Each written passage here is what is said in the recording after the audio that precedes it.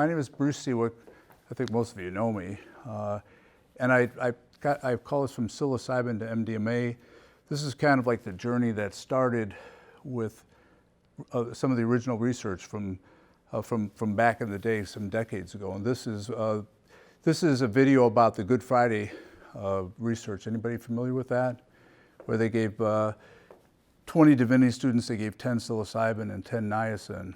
And this was kind of back before everything went awry. So I think it's a nice perspective because we're in phase 3 was approved for MDMA studies. So phase 3 is multi-site, hundreds of people, lots of money that has to be raised, but we're on the kind of the precipice of where the whole thing went off the track. So I think the movie will give you a little perspective of where it started, and then I'm going to talk about using MDMA as an adjunct to treat PTSD as an adjunct to psychotherapy. So enjoy.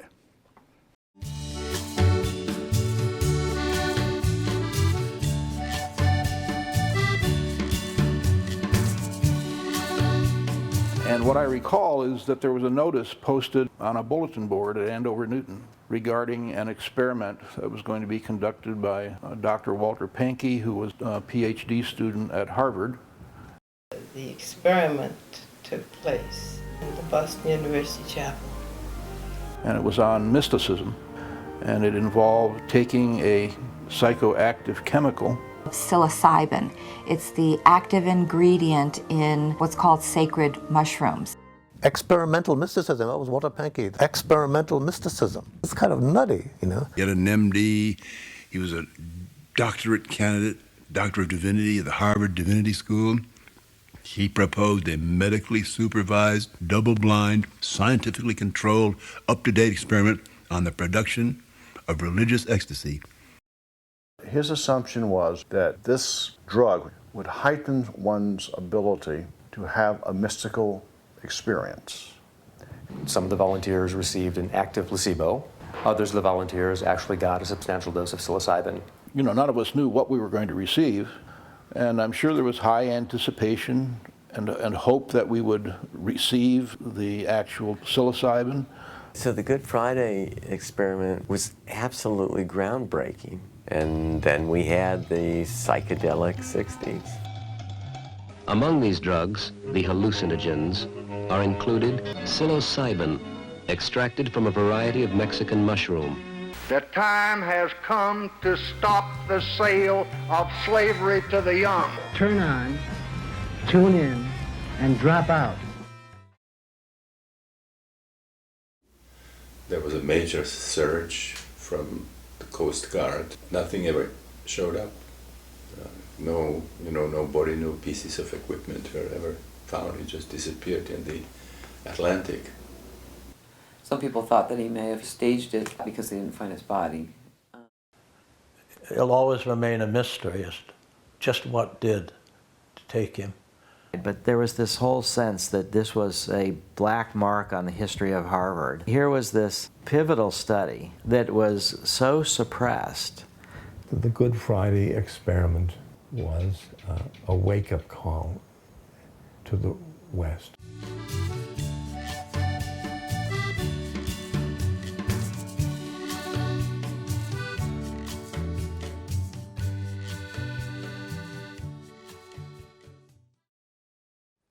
So that was 55 years ago, and we're on the verge of the renaissance of psychedelics. I had the honor of meeting Ram Dass, who's known as Richard Alport. My wife and I went to see him at the Infinity Foundation. They gave him an award because he started out in psychedelics and ended up a religious holy man, you know. Ram Dass means the voice of God. And so he has aphasia from his strokes that he had, so his talking is better now in this movie, but when we saw him, it was very deliberate. And it took a long time for him to make his presentation, and when it was over, it was supposed to be a Q&A period, and they really only had time for one question, so I jumped up and they called me. And I said to him, kind of in code, I says, what is the future of entheogens, which is kind of the new, not so new word for psychedelic, which means the God within. It's the ritualistic spiritual use of psychedelics in that kind of context. And he kind of sat back in his wheelchair and he said, and I'll never forget it, just sends chills down my spine, he says, "My life is a vindication of the mushroom." And that's all he said. And I thought, boy, isn't that the truth? So here we are again. Now, back in the 60s, we didn't have the context to put this in because this was new. You know, we didn't know, well, most of us didn't know of the history that preceded the early part of the psychedelic introduction into the country. But we certainly have that context now. And we use the word entheogens to denote the spiritual, as I said, kind of ritualistic use of that. And now it's being seen for what it was back originally in the 50s and the 60s before it got out on the street. It's being seen as medicine. So here we are. If everything proceeds, probably the first thing that will happen is in 2021, MDMA will be approved for use in treating PTSD in a clinic, never over the counter. So I want to talk about this and wanted to have this on the verge of this happening. So this is a quote that I think kind of encapsulates what it feels like from the perspective of somebody that suffered with PTSD. Before I began treatment in the study, I lived in a constant state of fear and was unable to work. This sense of fear had been my everyday reality since I was 3 years old when my childhood abuse began. Before finding MAPS, I attended weekly therapy for almost 15 years and was on a cocktail of medications prescribed by my psychiatrist. Despite all this, I still wanted to die. My doctors talked about symptom management, but never about deeper healing. My 15 years of conventional mental health treatment were like piling gauze on an open wound. My wound, the trauma, was too tender to examine. Every time I bumped into a trigger that caused my old wounds to open, we would just add more medication to try and stop the bleeding. However, MDMA-assisted psychotherapy allowed me to feel safe enough to examine the wound and extract the debris so it could heal. It was a difficult process, but I've been able to heal my PTSD in this way. The chemicals that MDMA helped my brain release showed me what love and connection to myself and others felt like. So just a kind of a little perspective from somebody who has had this experience and compared it to what she had to go through. So I want to talk about, I'm putting the psychedelics into two buckets, talking about the classical hallucinogens, psilocybin, LSD, mescaline, and DMT. These affect the serotonin system in brain areas, mostly related to mental functioning. It affects the thinking part of the brain, the limbic system, the emotional part of the brain, and also the visual and auditory cortices, which gives you the circus of what the visual and auditory portion of the trip is. Yes? What's DMT? DMT is dimethyltryptamine. It's produced in the body and is very prevalent in nature. And so a friend of mine, thanks for asking that, a friend of mine who is the chemist, Schedule I chemist who made the psilocybin for the research at the University of Wisconsin, he feels that he's proven that it's a neurotransmitter. And if in fact it's true, I didn't understand his presentation because it's way over my head, that means something. You know, so DMT exists inside your body, so you actually have a Schedule I substance inside your body. So it's the active ingredient in ayahuasca, which is, you know, you hear about the ayahuasca tourism now is very rampant. And people like myself are concerned that what happened in the 60s doesn't happen again. I don't want any tragedies, you know. This needs to be used very respectfully. I get the calls, I go out occasionally when people are having bad trips, and I try to help them integrate that. I have some other people working with me, a psychiatrist, another psychologist, and we don't want this thing to go off the tracks. And it did, and you know,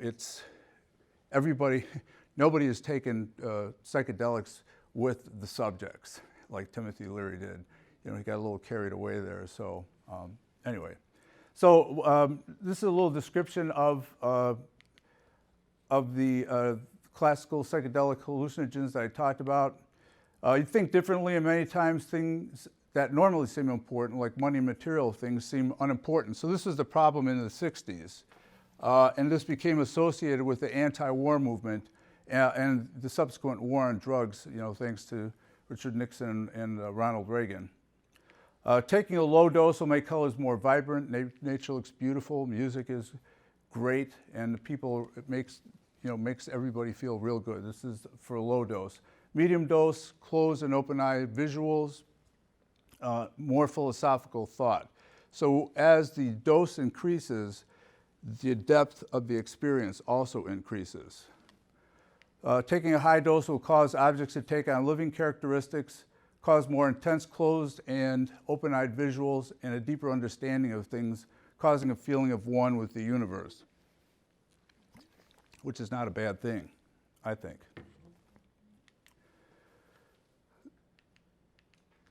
So MDMA falls into the category of an empathogen or an entactogen. It's a very tactile, it promotes tactile sensitivity and very empathetic response. So it causes neurons to release serotonin and dopamine. The caveat here is too much serotonin can be toxic. There's a condition called serotonergic toxicity. One of our clients recently had it. It was the first time I've come across that. She was going down on one serotonin SSRI and coming up on another, and ended up with too much of it in her system and ended up in the hospital feeling very sick. So you have to be very careful with that. So this enhances the desire to socialize and gives feelings of empathy, which are thought to be related to the oxytocin levels. So the MDMA story starts actually in 1914, where the pharmaceutical company Merck was doing some research on MDMA as a precursor to a drug they hope would control bleeding. A patent was granted in 1914, and then not much happened. But in the early 50s, the Army and the military were very interested in psychedelics as mind control drugs to be used for possible interrogation. There's been every so often I see a blurb on maybe things like this being used to this day. Because if you want to make somebody very uncomfortable, you give them a very high dose of a psychedelic, and if you don't tell them what they're on and what they're going to experience, it'd be very upsetting to them. So 1965, Alexander Shulgin, known as Sasha Shulgin to the psychedelic community, he was a Dow chemist, and while he was working at the Dow Chemical Company, he was synthesizing and writing cookbooks on psychedelics. So he came across and synthesized MDMA, tried it, and he felt marvelous feelings of solid inner strength. And then he introduced it to Leo Zeff, who called MDMA penicillin for the soul. So this became a very popular tool for the therapists and was used in couples therapy for 10 years, very successfully, because you can imagine the feeling of empathy and love and this unconditional love that is generated by this chemical, and you're sitting across from your partner, looking at them with very different eyes, maybe for the first time. So had tremendous success in couples therapy. And then, of course, it ended up on the street. In 1984, Michael Clegg, a seminary student, introduced it to the public, and all hell broke loose. So the DEA announced that it was going to put it in Schedule I. All the scientists and therapists had been using this successfully to treat people with psychological and emotional problems, challenged it, which resulted in it being placed in Schedule III. The DEA, of course, condemned the decision, put it back into Schedule I. They didn't give up the fight. A couple years later, in 1988, everyone resurfaced with motions and hearings to again have this rescheduled. So they removed it from Schedule I temporarily. And then the DEA came back on March 23rd and decided that the science was wrong, the doctors, the therapists were all wrong, and they permanently placed MDMA into Schedule I, where it remains to this day. Now, the interesting thing will be when when this becomes, as this research continues, what is the DEA going to do? The thought would be you would have to reschedule it. You know, you can't leave it in a Schedule 1 category, because as you're doing research in Phase 3, it can also be offered to the general populace in certain conditions. And then in 2003, a bill which came to be known as the RAVE Act was tacked onto the Amber Alert Bill, which is often how legislation gets passed. And this was based on and very impacted by faulty research by George Ricarte, who did that, if you recall, back in the early 2000s, the conversation that taking even one casual dose of MDMA can put holes in your brain. So caused a big uproar. The bill was passed, and then after the bill was passed, it was found out that the monkeys had not been given MDMA, they had actually been given methamphetamine. So here you had very faulty research that was disproven, and everyone was very upset about it. There was an article in the Chronicle of Higher Education on it, and Ricarte's retort was that he doesn't check the bottles. So here you have very bad research on methamphetamine and very bad misinformation, but nothing has happened, and the RAVE Act still holds. So with Ricarte disgraced, then MAPS, the Multidisciplinary Association for Psychedelic Studies, who provided the seed money for research primarily on MDMA and other substances, was granted by the Institutional Review Board approval for human research in 2003. So that was 14 years ago. So what does MDMA feel like? Feelings of extreme joy and contentedness, with feelings of empathy and good feelings, coupled with waves of euphoria and happiness rushing through your body like a pulsating internal energy. It's also a great sensory enhancer, so tactile senses, the sense of touch, is greatly enhanced. So when you compare the classical psychedelics to entactogens, with the classical psychedelics, you have this visual and effective amplification of psychic processes. So this includes fear too. So when I first learned about psychedelics, I was an undergraduate in psychology in the early 70s, and my Introduction to Psychology textbook had it in there. It was legal. Psychedelic, psycholytic therapy. We called it an unspecific amplifier of your mental state. That's why set and setting is so important. Most of the stories that I hear that I've gotten involved with of people that have randomly been in the wrong place at the wrong time were people taking these substances at a bad time of their life. And it just made that feeling worse. So this, you have to be very careful about it, and that's why the way we see this rolling out will be under supervision until you return to baseline. The average duration for the classical psychedelics are 6 to 11 hours, sometimes even longer, but just on average, versus the entactogens, which has just the opposite. It's a marked decrease of interpersonal and intrapsychic fear, and also a feeling of increased socialization and empathy, and it lasts for 4 to 6 hours. And from a cost standpoint, that makes it a little bit more manageable. So you could see the difference here in what it facilitates as we go on. So let's talk about PTSD symptoms. Basically, you're dealing with the amygdala, which is part of that primitive brain that is involved in survival. So you have the exaggerated and uncontrolled responses by the amygdala to traumatic specific cues, and then the thinking part of the brain, the hippocampus and the prefrontal cortex are unable to bring the amygdala under control. So it's basically fight or flight, and not a very pleasant feeling. As I said, the amygdala, which is right here, is activated, sets off a fight or flight survival response.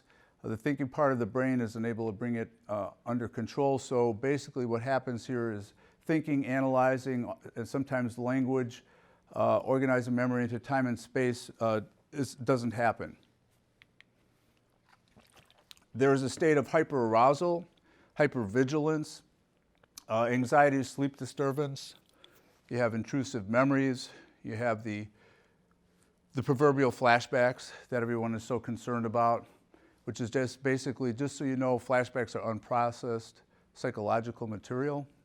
Everybody has flashbacks. I'm sure you have flashbacks from your childhood. Something reminds you of something, so it's not a bad thing. Also, there's an emotional numbness that comes with PTSD, and then sometimes dissociative symptoms. So people tend to disassociate because that was how they were able to survive the trauma.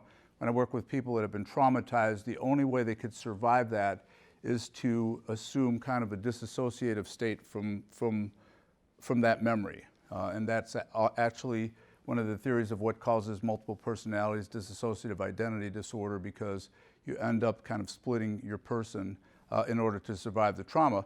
So, but if you're a therapist and they're emotionally unavailable, then you don't have anything going, and that's the problem. So PTSD victims are unable to fully leave the past or engage in the present. Very, very tragic. So what is conventional treatment? Conventional treatment, the prescription drugs that are given basically suppress the symptoms. It doesn't help you process it, it suppresses the symptoms, okay, so that you don't feel that discomfort. And then the psychotherapies that are involved are basically exposure therapy, which I think personally, as somebody that does it for a living, I think that's a terrible thing to expose people to that which they're traumatized by. Why would you ask them what it felt like to be raped? Why would you go back there and talk about their friend being killed on the battlefield? So basically, I see that as suppression and re-traumatization. And you know, to me, it doesn't cure anything. It doesn't process anything. You're still stuck with this trapped in your body. MDMA-assisted psychotherapy combines both biology and psychotherapy. It catalyzes the therapeutic process, kind of speeds it up. And it's only administered a few times. I mean, I do grand round presentations at hospitals, and now the questions are starting to be really good questions. People say, well, won't people get addicted to it? We're talking about, because everyone's considering it in the pharmaceutical content of something you take every day. But this is not something you take every day. It's something you might take only a few times in your life, maybe with some booster sessions later. So it's not that sort of medicine, and most of the psychedelics that I can think of off the top of my head fall in that category. These experiences are powerful experiences. This isn't something you take every day. It's not like taking an aspirin for a headache. So, and the thing the researchers emphasize to me, to emphasize to everybody, this is pure pharmaceutical MDMA. It's not Molly, it's not ecstasy, it's not what you get on the street. This is made by somebody that has a Schedule I license, and it's pure pharmaceutical MDMA. So what you have here is a processing and healing as opposed to suppression and re-traumatization. So what are some of the key elements of MDMA-assisted therapy?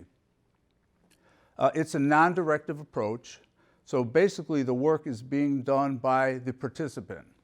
The participant is invited to look at things from a different perspective. They're also encouraged to trust their inner healing intelligence. The trauma is processed. Of course, you have to provide preparation and orientation to the method with MDMA, that is. Set and setting, as they talked about in the video, is very important. The setting that you use it in, it's not a clinical setting, it's not a hospital setting.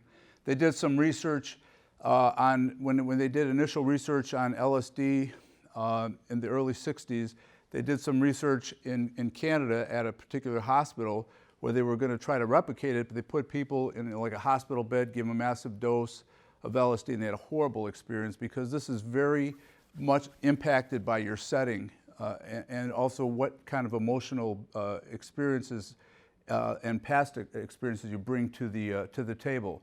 So the therapist then seeks to maximize the inner experience catalyzed by MDMA, and then any kind of somatic manifestations, because you remember things not just cognitively, but you remember them also somatically. So there's a lot of there can be a lot of somatic storings of the memory. So what Mike Mithoefer does, and because he wrote the protocol, the manual that I've taken this from, he encourages people to move and to actually move the somatic manifestation, to kind of process it that way. So you have to kind of understand, you have to teach the participants how MDMA works. That's not a linear kind of progression that one might think it is.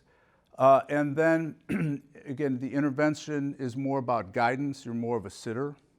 The person is doing the work, and the dyad, the male and the female, are sitting there in case they need support.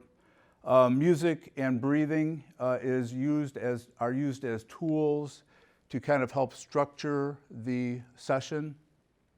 And then, of course, there's integration, including post-session follow-up, to be able to integrate what you learned in an altered state to conventional reality. So you have to be able to anchor that.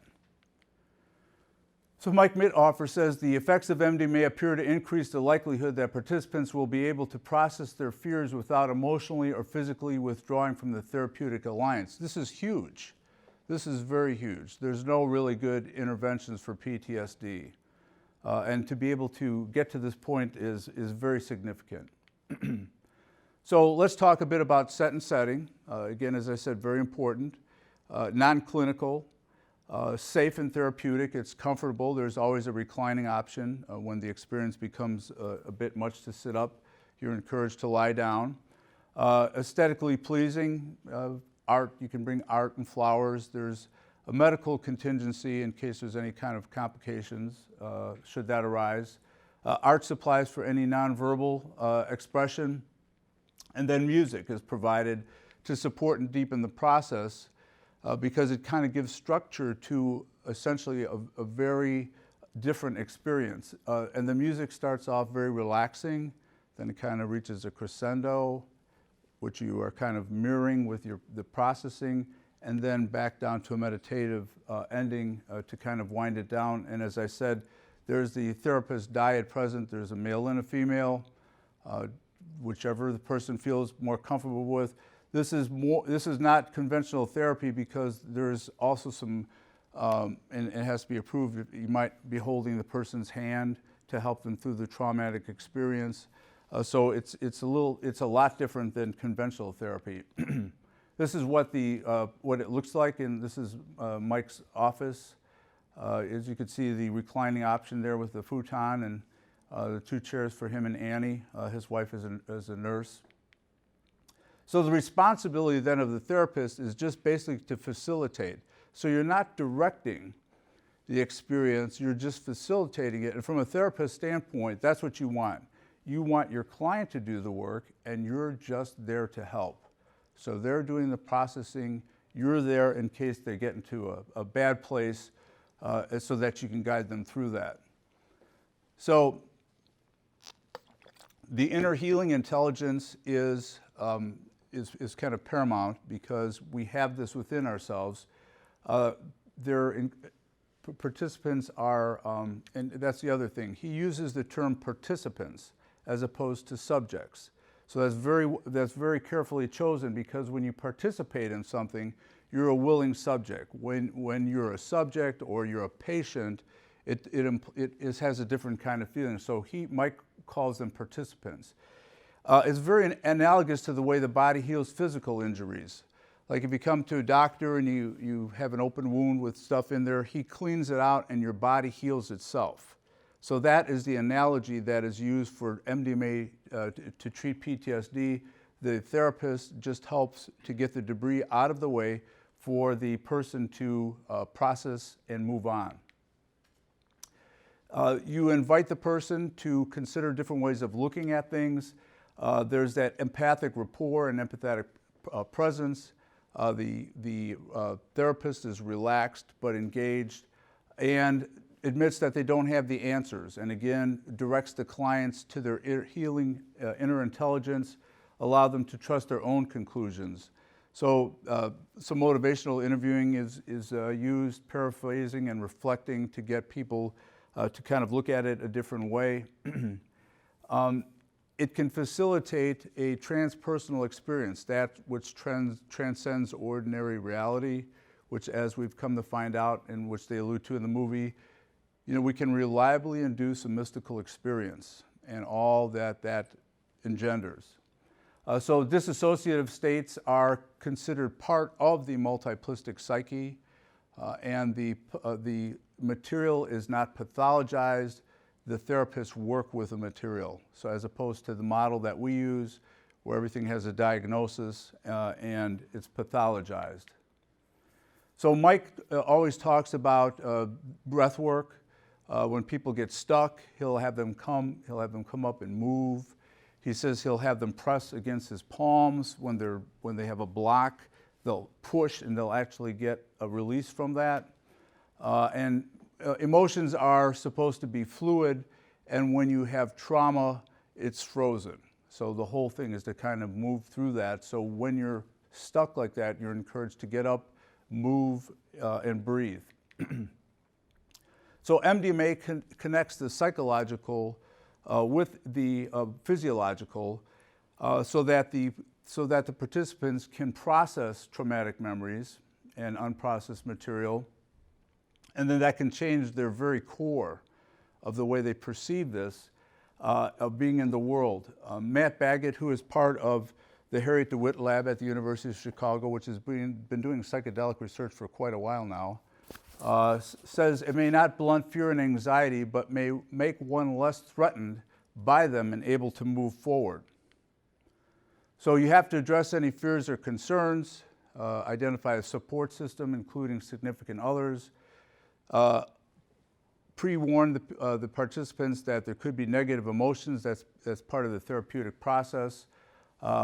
Family members included in the early session.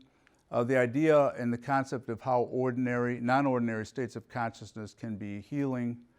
And then there also the fact that you can be vulnerable afterwards by telling the story.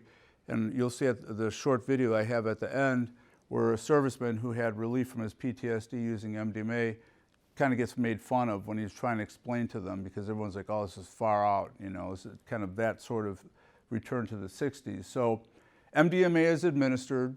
The participant is encouraged to relax into it, recline on the futon, eye shades on, the headphones on to listen to the music, the selected music, reminded to be open to the unfolding process. And there's periods of inner and outer focus. Whenever the participant comes across difficult material, they take the eye shades off, and the therapists are right there to help them process it on the spot. So the therapist checks in after the first hour, which is about when you start to feel the effects. If they're okay, they ask them to return back to the inner experience. And again, if they have any blocks, to move, to breathe into it, not to resist it. If the participant is distressed, again, to encourage them to surrender control, not to fight it. It's very similar to the mindfulness approach that has become very popular now. So you don't fight it, you don't try to push it away, you just go with it and experience it. And the participant is supported then in processing this and kind of within that vessel of what MDMA does, that feeling of trust, intimacy, empathy, and forgiveness. So at the end, a significant other might be invited to kind of share in what's going to start to be the integration. There's a 90-minute follow-up after the session. The participant is encouraged to explore the experience through artwork, writing. Dreams are also noted. More integrative sessions are scheduled prior to the next MDMA session, and then any additional sessions would be weeks later. So there's enough time between, they're spaced enough that the person is able to integrate. And what they're trying to refine now is the protocol. Is it going to be 3 sessions that give significant relief, or can we get it down to 2? This is one of my favorite quotes to kind of conceptualize it, because part of what you have to do as a therapist is to explain the therapy in a way that people can understand it, and this is great. So it's about letting things happen, not grasping. You can trust that same inner healing intelligence that gave you that experience. If you can create space for it, it will keep working for you. Stan Groff liked to say it's about changing life from a boxing match to surfing. You might wipe out in the impact zone, but you're not getting constantly punched in the face. So I want to take a look at it now from the participant's perspective, and I have some accompanying art that will kind of help you envision it. This is from Healing with Empathogens by Torsten Passy. So the first thing that they report is decreased anxiety, enhanced opening up and building of trust. And what I've done is I've taken from reports of the participants some of their quotes which kind of allude to this. So during the course of the sessions, more and more feeling came, and then I felt more and more trust in myself. My heart opened up even further. I also had the possibility to access all my emotions, to access pictures, also access fears, and to see them. So what's happening here is this basic balance between trust and fear is altered with an increased profound trust in oneself. And then the channels through which associations move are changed, and a new conceptualizing of past experience can occur. Now, what has happened is we have found out, and this really kind of plays a big role into this, memories are not something you open a file drawer cabinet and take the file out and it's there. When you start to have a memory, it coalesces as you start to think about it. So that's what research shows. So imagine that you are now in, your body is impacted by the MDMA, and now you're able to see it a different way as you start to reconceptualize it, and then you'll start to remember it a different way. So it's very, very significant and plays a big role in the process. There's also a psychophysical relaxation and altered perception of one's body. The body is perceived as very pleasant and free from tension. So the participant said it was, first of all, a perception in my whole body that was also felt physically, that barriers in me really dissolved. To experience a severing from bodily barriers, which was unbelievably fascinating, because I realized in that moment how tensed up otherwise I am in my everyday life. It also accelerates the psychological processes. The recollection of trauma can be self-evaluated then within this sense of calm. So imagine the amygdala, fear response from the amygdala is way down. The neocortical processing is up. You start coalescing the memory, and now you're able to see it a different way. And then that becomes the processing. So the construction of the events is from back when it happens becomes possible, which further aids in its corrective processing. And the quote here is, once I actually had a round table of my inner counsel before my inner eye. Reason, creativity, desire, and anger were sitting there and allowed to give one comment. All were allowed to listen and to say something. There can be regression. Memories take on a clearer form. You're transported back to that time that the memory happened in your body. So the biological events then drive this entactogen experience. The quote, the memories were decisive because they were perceived as if I were once again a child and had a second chance again. In this internal laboratory, I was able to do this. Past behaviors or events can be rescripted, as I've alluded to before. Within this therapeutic splitting of the ego, you've got the past while you're in the present.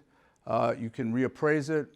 You can resolve the fixation on some of the obsessive thinking of the past, which is part of the PTSD symptomology, dealing it while it again feels fresh. The quote here is, you're not trapped in this childish problem-solving behavior. For all that you suddenly see, of course, it can be done differently.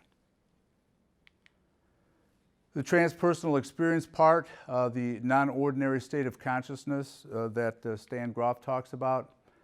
Mystical experiences can have strong triggering effects on your life and psychotherapeutic development. It can change your perspective on life, and that doesn't have to be psychedelically facilitated.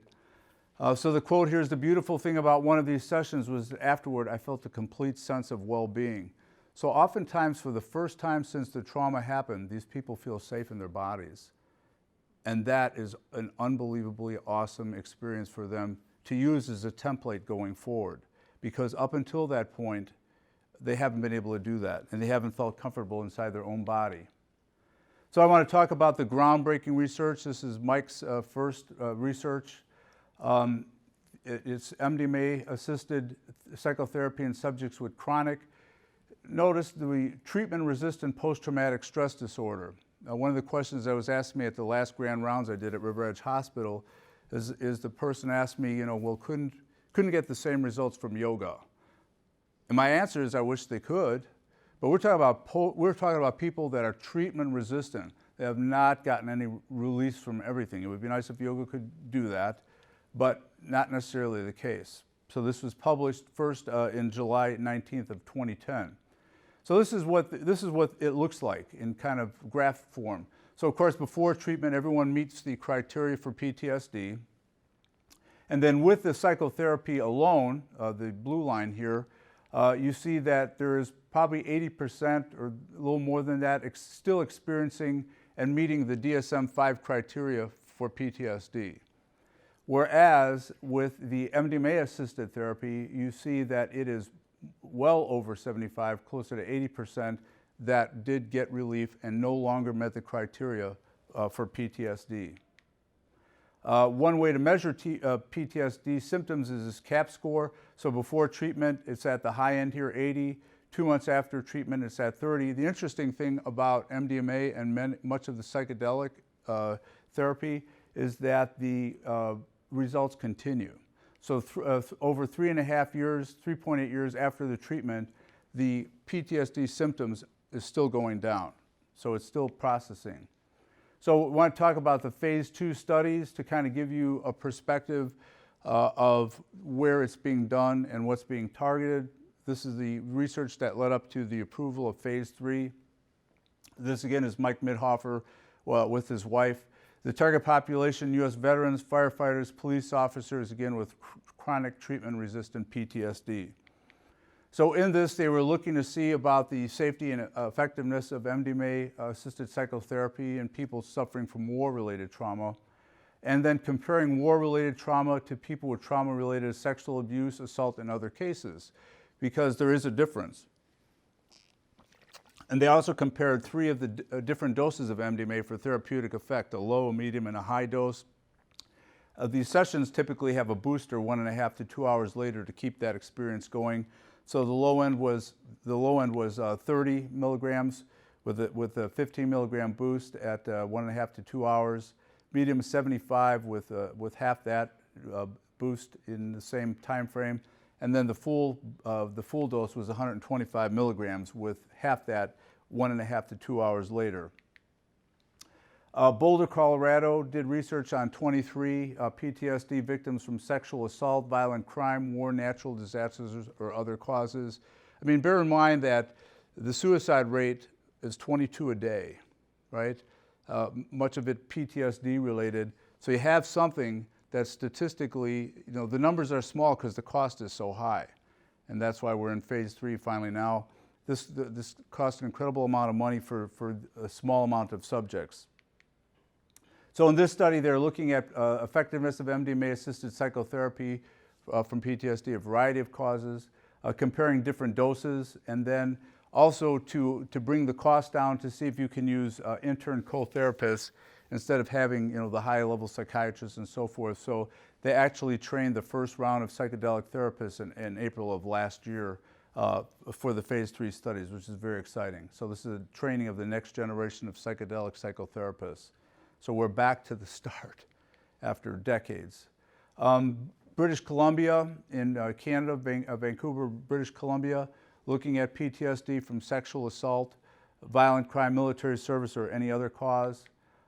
Looking to, again, show the effectiveness of PTSD in working with MDMA, working with PTSD, comparing different doses. And this is very essential, important. It's the first research done in Canada in over 40 years because everything stopped for the most part in the US and Canada, so this is very significant. In Israel, very interested in the use of MDMA because there's a lot of trauma there. So in this project, they're looking at people with treatment-resistant PTSD from any cause, Same sort of goals, looking to see how MDMA works on PTSD, mostly related to war and terrorism. A lot of terrorism in the Middle East, comparing different doses, working with the Israeli Ministry of Health and exploring the use of MDMA in other cultures. As I said, MAPS, the Multidisciplinary Association for Psychedelic Studies, just completed their first training in hopes of using them in the phase 3 studies, in hopes that it'll be prescription medicine in 2021. So what happened was, in November 29th of last year, all the phase 2 studies were pulled together and presented to the FDA. That was 136 participants, and they were approved for phase 3 studies, which is approximately 450 participants, multi-site, very expensive, with the anticipated start sometime this year. So that is the hope, that it'll become prescription medicine in 2021. I want to kind of finish here with a short video that I think is very powerful on a serviceman and other people that have gotten relief from PTSD using MDMA.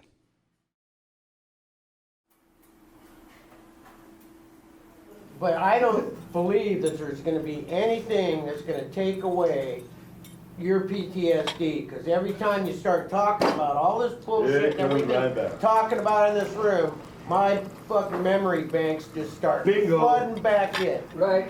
I had to live with it for such a long time, and I tried to wash it out of my mind. I tried fucking everything.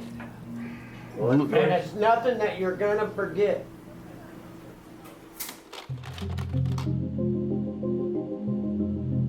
I got in the Army when I was 19. And 1964, and I was in country in 65 and 66, Vietnam, as a helicopter mechanic.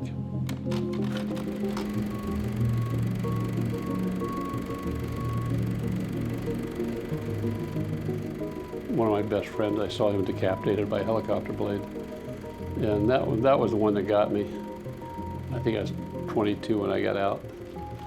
And, you know, I knew something was not right emotionally, and I couldn't put my finger on it. PTSD is basically a collection of symptoms that happen to people after a traumatic event, such as sexual abuse, rape, war, accidents, that kind of thing. And it can be really debilitating for people. There's a significant incidence of suicide, and there's a lot of suffering and disability that comes from living with that. Someone described PTSD as like having a big broken heart. And I think that's a pretty good description. You bury those emotions that make you human. Well, historically, the treatments weren't terribly effective. A lot of supportive counseling, a lot of groups discussing feelings. And what's far better is treatments that involve exposure. Depending on what literature you look at, probably around half the people are not well served. There's also pharmacology. Zoloft and Paxil and other medications kind of help to decrease the intensity of symptoms like anxiety, but they don't tend to get at the root of the problem and really cure the disorder. I got to the point where I had so many drugs, I just put them in a big bag and threw them away. I said, I don't want to be drugged for the rest of my life. I was kind of, I say desperate, I just wanted to do something. A friend of mine had committed suicide, and I was just tired of kind of carrying the baggage. And I saw this clip on CNN. This is the place where we do the study, this is where we meet with people, and then this is where we do the MDMA sessions. Intense psychotherapy, including 8-hour sessions after taking a capsule of MDMA, of ecstasy. MDMA is methylene dioxymethamphetamine. It produces a reduction of activity in the amygdala, the fear processing part of the brain. It enhances activity in the frontal cortex, where people put things in context. It releases oxytocin and prolactin, which are hormones of bonding and affiliation and love. And The remarkable thing that we've learned about memory is that when you remember something, you have to reconsolidate the memory. You're basically recreating the memory, so that if this memory is linked to fear, and under the influence of MDMA, you can bring back the memory, but the fear response is dampened down. Then when you reconsolidate the memory, it doesn't have that fear to it, and you've been able to put it in context as then and not now. Well, it's certainly understandable that people don't necessarily realize that this could be a potential therapeutic tool. A lot of people don't know the history. Most people don't understand that MDMA really began as a therapy drug in the middle 70s and early 80s. And then from that, some people realized that they could make a lot of money selling it in more recreational settings and more public settings.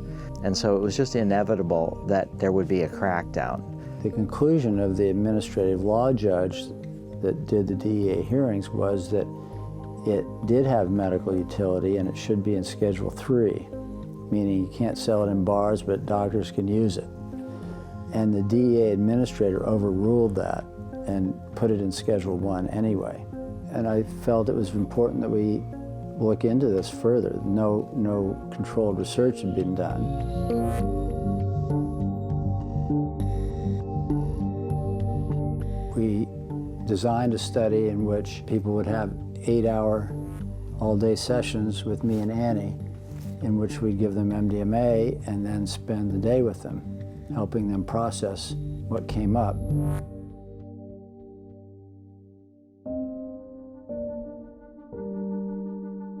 I had a very chaotic childhood, and because of that, I was exposed to, a lot of random abuse, sexual abuse.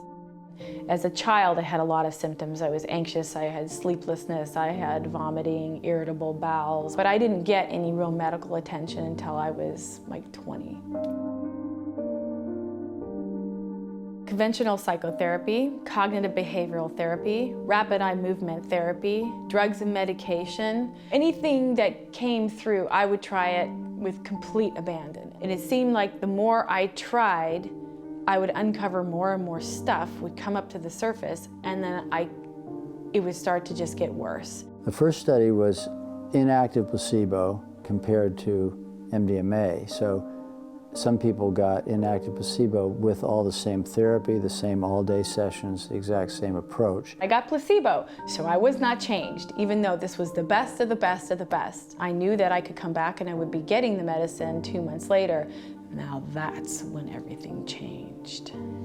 Well, in our first study, basically, in a nutshell, 25% of the people that got the therapy with placebo were basically free from PTSD at the end, compared to 83% with MDMA. So 83% no longer met criteria for PTSD.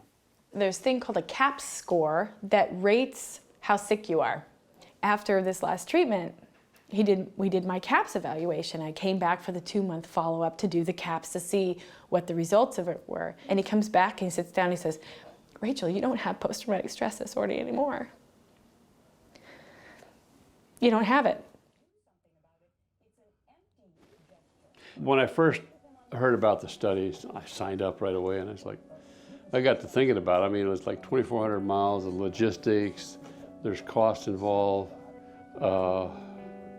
Then I broke it down. I said, well, what do you got, ecstasy and therapists? Hell, I live next to a college town. It's a no-brainer, The treatments that are sold to us at the VA are high in number and varied in legitimacy, and MDMA is one of them. If a veteran said, listen, I saw this on CNN and this is something I really want to do, why aren't you offering it? It might work, but we don't have the data to support that. This was my own thing. What they were doing was 2,400 miles away. I said, I've got to deal with what I have.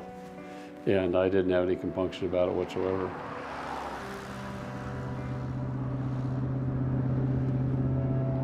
Fortunately, I had a friend of mine's son. He had met some guy in Sacramento who was going down to Los Angeles to score a big bunch. And I was able to get some, and it worked out beautifully.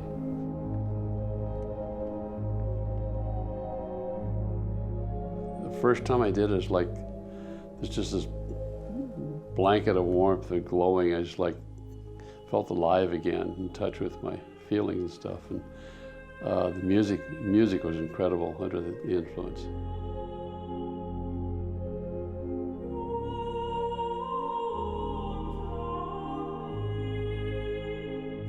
And after I did the first session by myself, I was like, I felt a noticeable difference.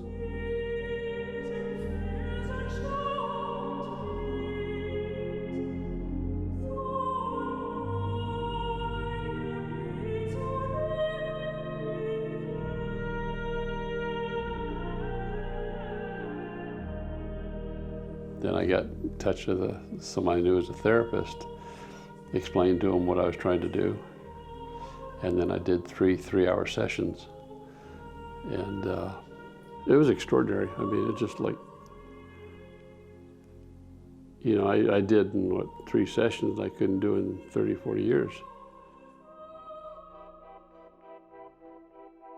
Well, right now we're in what the FDA calls Phase 2, which is a number of small studies.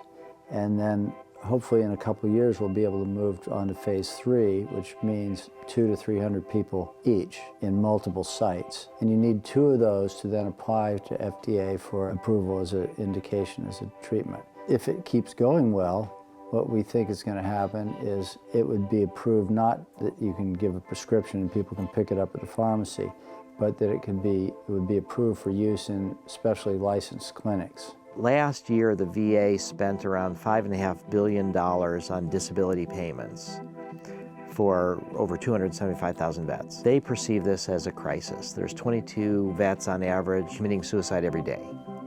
So while the VA has certain therapies that they've developed, there's a pretty strong awareness that there's a substantial number of people for whom these therapies do not work. The best treatments are cognitive processing therapy and prolonged exposure. We know that these work. It's hard to then say, okay, now that we finally got something that is very effective in 65 to 80% of cases, let's try a far out type of treatment. If somebody were to come along with a treatment that has a lower side effect profile, lower attrition, same effect size, easier to do, well then we'll do that. What I fear though, and what I don't like to see, and what basically just pisses me off, is when people forego the effective evidence-based treatments for the peripheral type treatments that don't have any real evidence, they don't have a great outcome, and then they give up on any treatment. And that bothers me a lot, and that does happen sometimes. The real issue is, does this help people or not? And if it does, if they're suffering from PTSD and this is a tool that can help them, we should develop it. And even though there's a short-term cost that some people will seek it out on their own and may find impure drugs or not be sufficiently supported, that's not a reason not to develop it into a medicine. And in fact, it's a reason to develop it as quickly as possible. There is so much enthusiasm from medical students, residents, young therapists that are interested in this field. I mean, just in the last 4 years, I think, the amount of enthusiasm and people wanting to do this and open to it has really changed. It's funny, I tell people about this, and you know, the veterans and stuff like that, and it just, it goes right over their head, and that they don't understand it, but you know, just, I sure did. I picked up on it right away. And you know, when the word gets out, I think things will change. So what are they treating them with now that you're studying? Well, they're looking at using MDMA to cure PTSD, basically. I don't think there's a cure, but that would be fun. It is. Where do we sign up? There is a cure.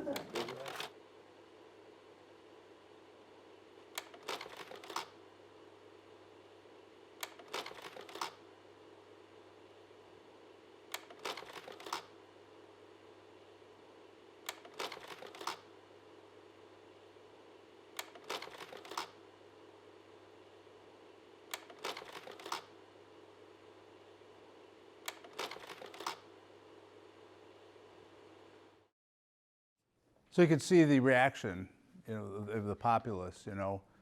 And the guy at the Veterans, far out, I mean, that's, fortunately, we're talking about a new generation now. Guys like you weren't around when we made the mistakes the first time.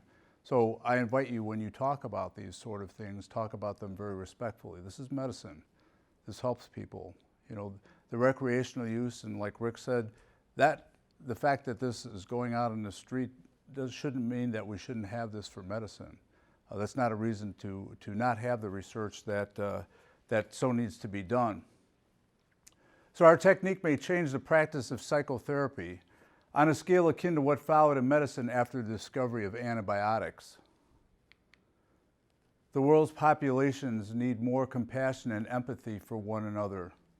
The study of MDMA provides one small but potentially important step toward reaching that goal. So I want to end there with a picture of myself and my wife Karen and Mike and Annie at the first sold-out psychedelic conference in San Jose in 2010. And here we are 7 years later looking at MDMA as medicine for PTSD. So, any questions? Yes. So, you know how vitamin D deficiency is usually linked for participants to be more prone to PTSD and depression. Due to that, how does, if they were to participate in an MDMA process, how would that affect them, since you know how there's like a serotonin depletion afterwards, and that's one of the things, and that there's that chemical imbalance. When they had the vitamin D deficiency imbalance, how is that a disadvantage for them, so to speak? Well, I'm not sure I can speak to the vitamin D deficiency. The depletion, that's why we're talking about a couple of sessions over 2 to 3 sessions over a period of time.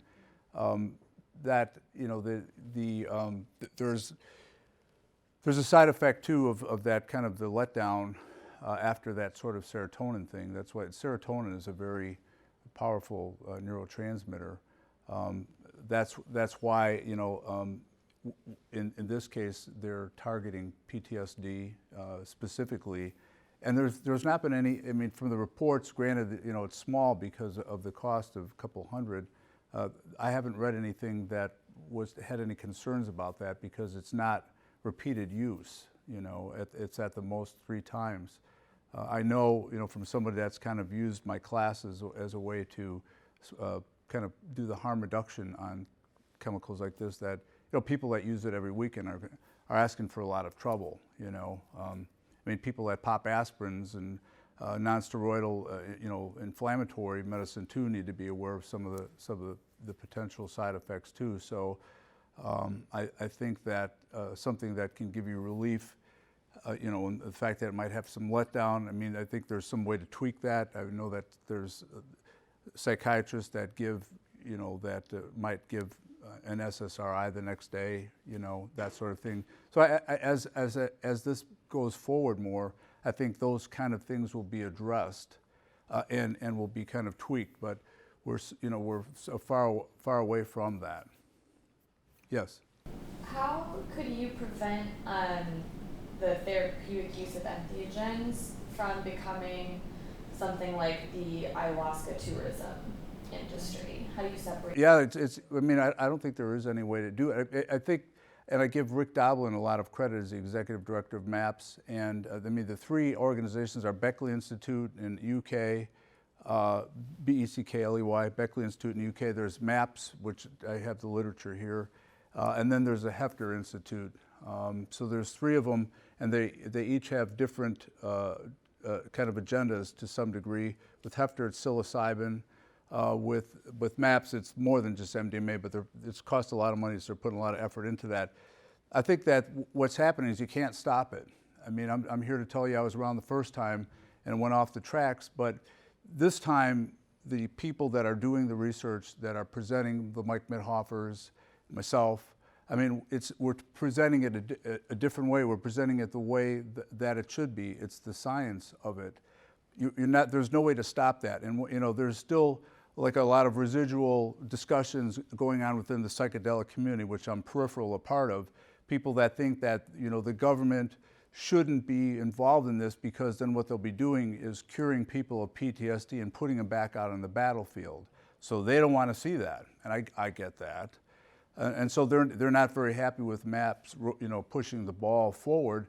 But I think we have to, in order to get legitimacy, we have to be able to do that, because who is going to administer these substances? I'm very concerned with what you talked about. I'm very concerned with the underground psychedelic movement, even locally. It's huge. It's huge. There's a lot of ceremonial stuff going on everywhere. And, you know, I hope that, you know, people are smart and, you know, they know what they're doing. You know, looking at sites like Arrowwood and not, you know, I work in mental health. I run adult mental health at a community mental health center in northwest suburbs. And very occasionally, hardly ever, I'll get somebody with a story, and they'll call me in the room because they know, and it starts like this, you know. I ate a handful of mushrooms, and the next thing I was naked on top of a building. You know, well, how many mushrooms did you eat? I don't know, I ate a handful. Well, that's not a very good idea. That's not treating them with respect.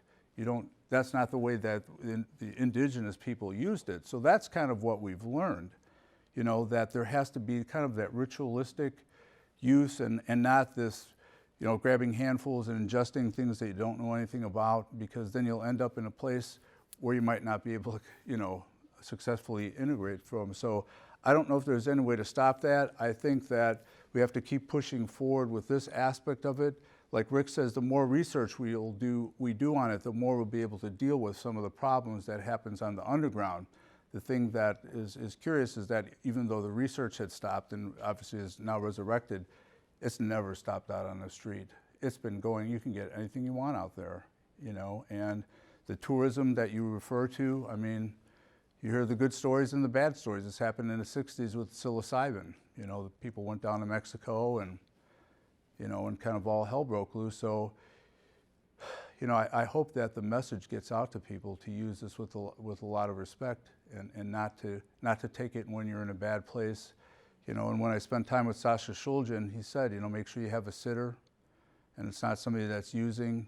Have this all set up in place and don't just randomly use, you know. So you have, I think that's the only thing we can do is just keep doing the research, keep getting the message out, you know, so that won't happen, because it stopped everything dead in its tracks some decades ago. Yes, Robin.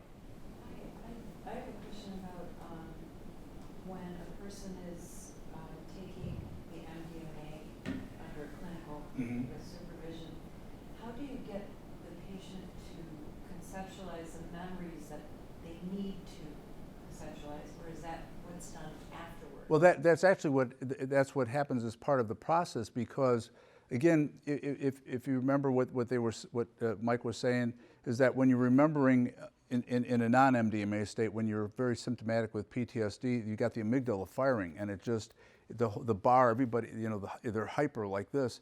So when you have MDMA in your system, it really brings the amygdala down, and then the person is able to look at it without that.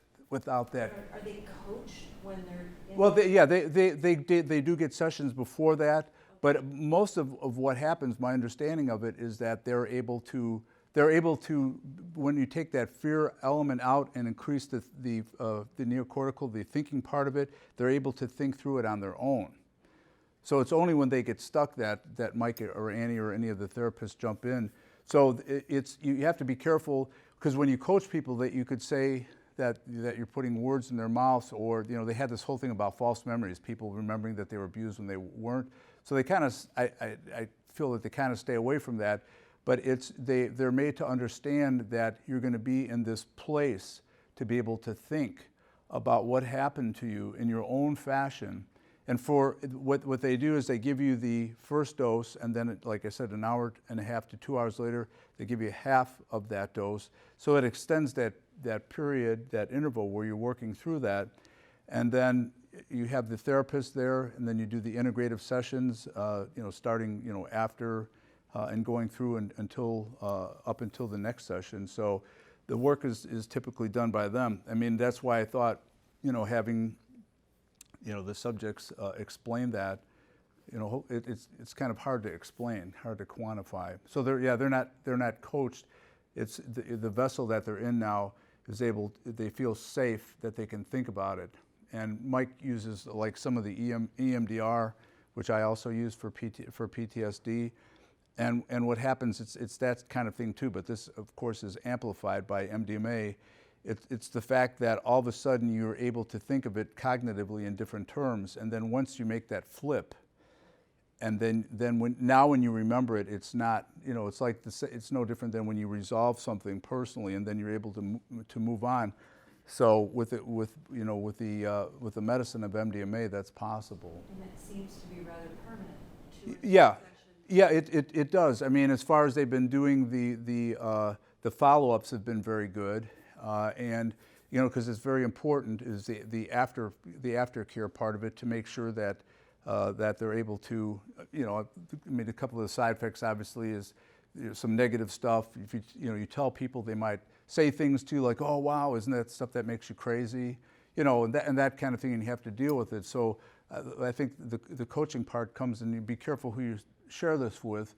Just kind of deal with it with people and the therapists and so forth that are part of that, because that can kind of impact it too.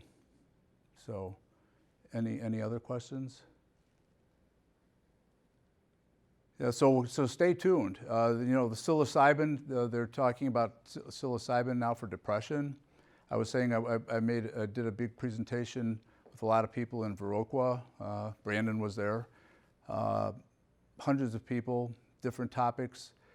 The two most powerful presentations were the people who were cured, who got better from PTSD. It was the first time the serviceman presented. He got a standing ovation. I was crying. It was unbelievable. And then somebody who was very depressed and explained it in great detail, and you knew the torture, and under psilocybin was able to come to a different realization. And psilocybin has some very interesting characteristics, because there's two networks in your brains that are competing, and then when you're under the influence of psilocybin, all of a sudden they're not competing, and then some of the resolution comes there. So we knew it the first time around, and now we're in part two, but we know it the second time around is used in the right context, with the right, with the right setting, at the right time, you can get reliably good results. But it's not going to be like it was back in the 60s, because we can't afford another setback. Hopefully by 2021, we'll be looking at MDMA as prescription medicine in a clinical setting, and we'll be able to move on. So thanks for your support.